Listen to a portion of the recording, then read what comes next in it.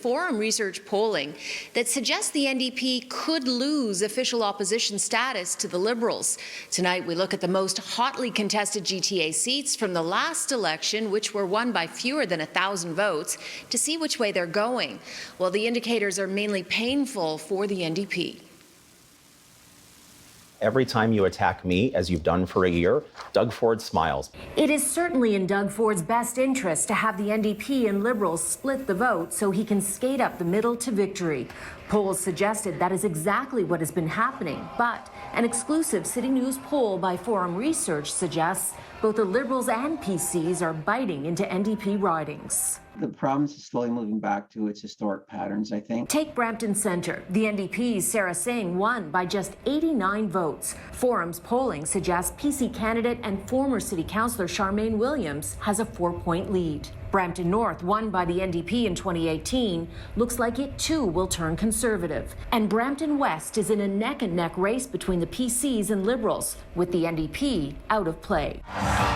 It looks like the Liberals are holding on to key seats. Former Premier Kathleen Wynne won her riding, Don Valley West, by less than 200 votes. The PCs are running marquee candidate Mark Saunders, Toronto's former police chief, but Forum's polling suggests it will stay Liberal. Former Liberal Minister Mitzi Hunter also appears to be winning back her seat in Scarborough-Guildwood. She only won in 2018 by 75 votes. The tide is coming in a little bit for the Liberals. It's not enough to win the election. It looks like the Tories have a solid lead, a good solid lead, but the Liberals are up. Perhaps that is the reason Eglinton Lawrence, a historic Liberal riding, looks like it will go back to Liberal red after the Tories won it in 2018. I have my suspicion, but I want to see a factual report. As for Doug Ford's nephew, Toronto City Councillor Michael Ford, who is running in York South-Weston, Forum polling predicts he will take the seat from the NDP incumbent. Where were you when all these decisions were being made? Were you out getting a coffee? Bosanoff believes the Liberals and NDP have given Doug Ford too easy a ride because they've been fighting each other.